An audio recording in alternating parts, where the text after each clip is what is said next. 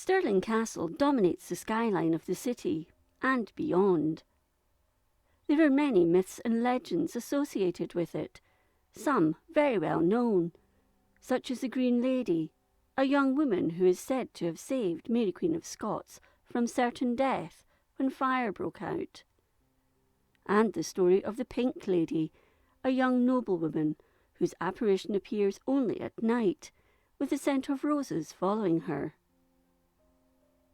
It is said that her love had been a knight who fought during the Wars of Independence, but had been starved to death as he defended the castle during the 1304 siege. As a result, the young woman had died of a broken heart. There is also the ghost of the Black Lady, a nun who'd had a clandestine affair with a priest and ended up dying alone in the castle. The pair had been caught in the act and punished. The priest was banished, and she ended her days in the castle, angry and upset by the way she'd been treated. Her ghost is said to haunt in and around the site. But there is another legend associated with the site of the castle that few have heard of, and that is the story of who built the first castle on the rock. Near to Stirling, there once lived an old gentleman who took it into his head to build a castle on Stirling Rock. He chose the site on the very top of the rock and drew up a plan of the building he wished to put on it. But when the plan was finished, he discovered he didn't have enough money to carry out the building of the castle. This notwithstanding, he couldn't abandon hope of seeing it built at some time or other before he died. Morning and evening he'd be seen walking about the site, and was heard lamenting to himself that he didn't have the means to carry out his plan. At long last a little munchkin came to him as he was making his usual evening rounds on the summit of the rock. The stranger said to him, "What will you give me if I build the castle for you?" The gentleman replied, "I have nothing in the world to offer you unless you take the clothes in which I stand." "Will you go with me a year hence if I put it up for you before then?" asked the stranger. "No, I'll not promise you that," said the old man. "You need not go with me if you can find out my name before the year runs out," said the stranger. The old man gave the proposal some thought, and agreed, as he believed it would be a strange thing if he couldn't find out his name within the time the little mannikin had allowed him. He went home that night in a better mood than he'd been in a long time, and when he returned the next morning, the foundations had been laid for the castle.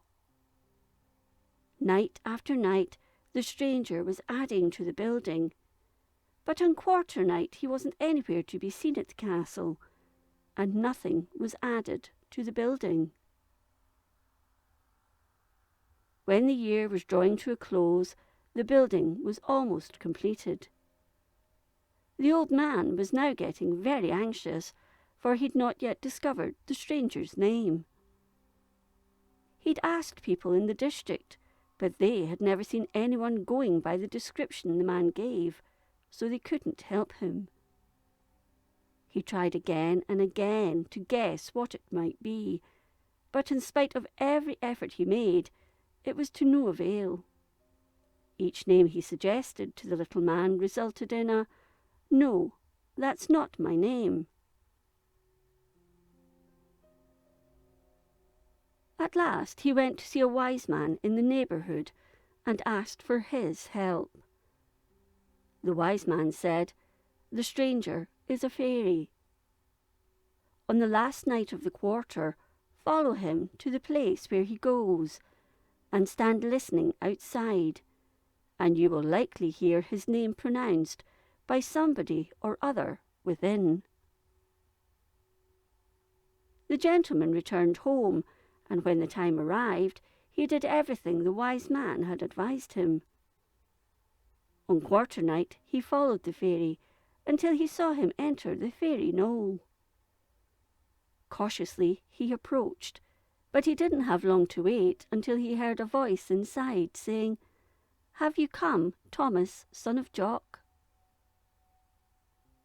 As soon as he heard this, the old man returned home, satisfied that he'd finally discovered the fairy's secret.